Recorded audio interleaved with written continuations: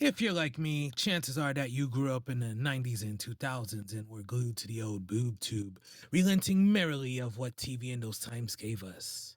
And most of that were in the form of syndicated reruns of popular long-running shows that aired in markets and affiliates after reaching their quota number of 80 or so or 100 episodes in a network, airing time from various networks, or that there were newer content in those spaces without airing under a network airing block, all independent from one another, but I digress.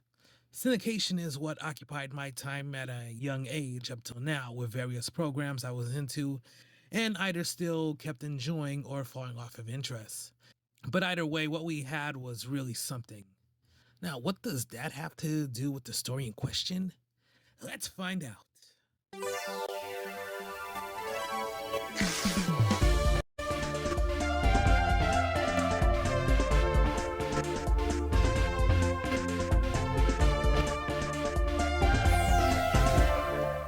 I see South Park is in the news again, though the long-running animated cable comedy recently started its 27th season, and they're going all out swinging, being relentless to the powers that be and making a malign stance in the year 2025.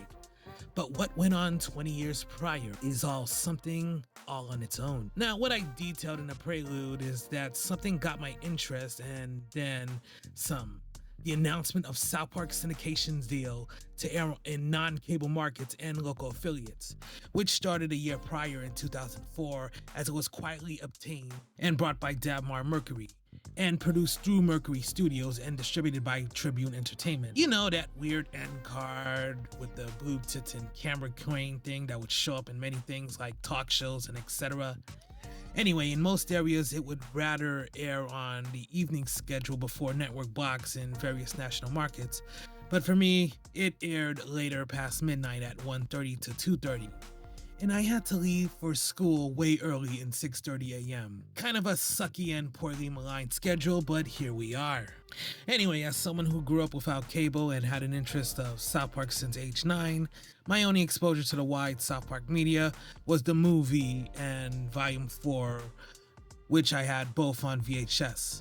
I wasn't there when Kenny died or when Butters took over in his spot, and many things that formed its classic staple from 97 and then in 05.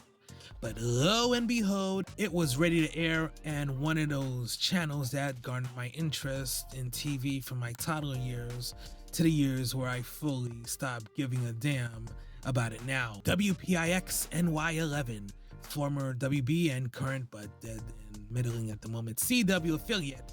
I surfed a lot of channels in the 80s and 90s, but the ones who were mainstays were WPIX, WB CW affiliate, WWORP 9, UPN, my network TV affiliate, 3, WNYW Fox affiliate, 4, WABC 7, ABC affiliate, 5, WNBC 4, NBC affiliate, 6, WCBS CBS affiliate, and outside was WNET 13 PBS affiliate, and UHF networks like Flavor Videos, PAX 31, Telemundo 47, WNYW 25, and WLYW 21, in which later aired children's television that doesn't air that much or air very little on PBS.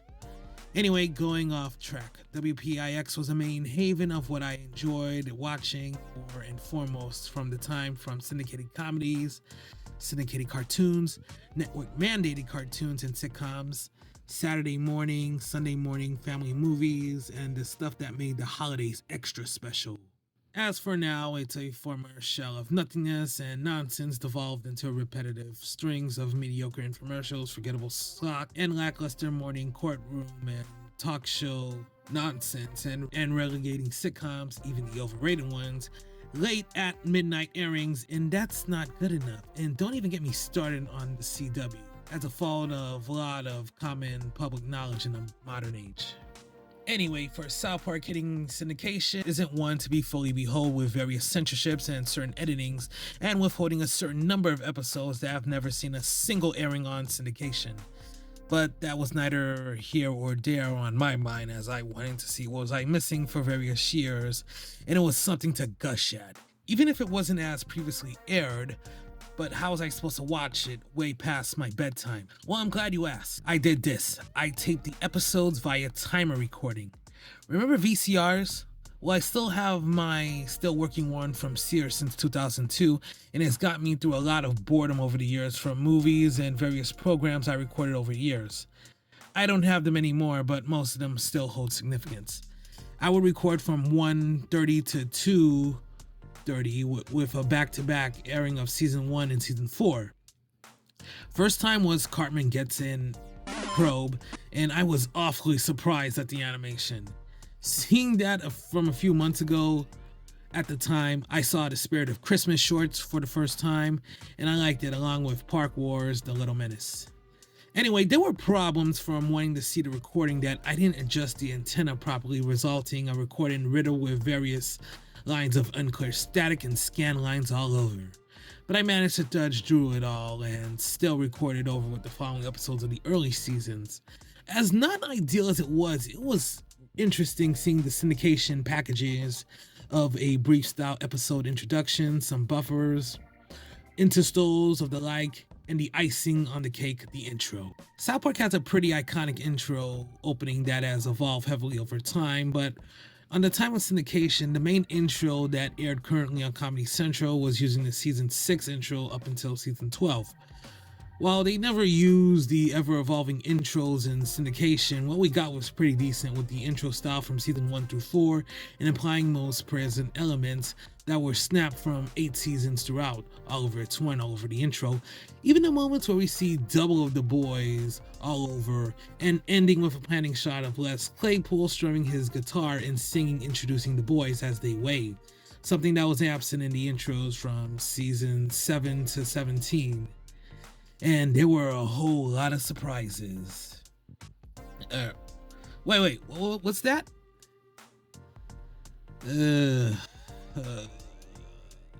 Moving on.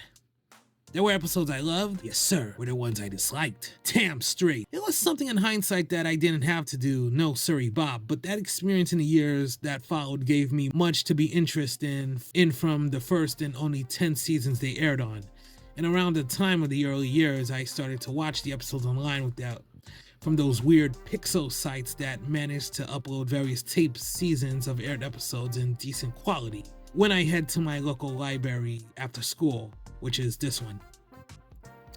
As well as the apps that never aired on syndication, either there or on Google Video. At least not yet in spring of 2006, along with the newer episodes that aired concurrently.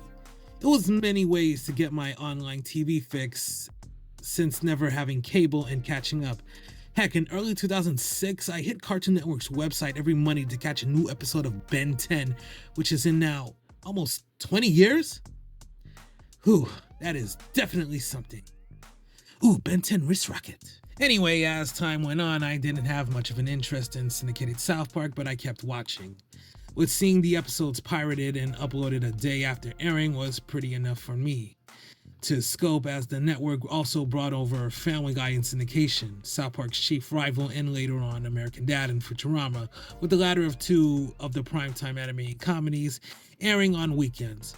But for South Park, stopped being a mainstay on WPIX in 2010 and airing much in the mediocre My Network TV. While still airing on syndication in markets like WGN America, the syndication deal then ceased and discontinued in late 2016. A decade and a year of airing pretty sanitized stuff has about a little relevance to the here and now, with the advent of streaming and live TV streaming of cable channels that are more accessible than ever. But for what it was worth, the syndication deal allowed me to have access to the series to enjoy at times and revel in its messages and entertaining executions that were relevant up till now. Is it something I can go back to? No. Would I want to go back to? Oh, God, no. Though I've been scouring this hell site for various nostalgic remnants of the past and saving various nostalgic to me playlists, but I can't get too lost in the past where I want to cultivate my own form of the past that I grew up in, and I still want to hold near and dear to me that I lose sight in my goals I aim to accomplish and achieve on my own time. I made good memories then along with the bad, as South Park was there for me, and in the good and trifling times I went through. I am self-aware enough to learn that That's only one part of my life and not it as a whole, with a new set of corners I aim to explore. Like would stand on Asperger's on going a strong left turn. But what is there on the corner? There's only one way to find out. Anyway, those are my experience with South Park on syndication. It's not a one-size-fit-all thing, but many may have such a much different experience than I. If so, what were yours? Let me know below. And as you know, you can help this video out by liking, commenting, sharing, and subscribing, and dinging that bell for notifications. This channel is nearly 20 years old, and I want to hit 1,000 or so subs, as I got new stuff on the way, and in the alternative channels as well. This video is 100% AI free. I love to write and wouldn't want to use anything that compromises it in any way. So anyway, screw you guys. I'll see you later.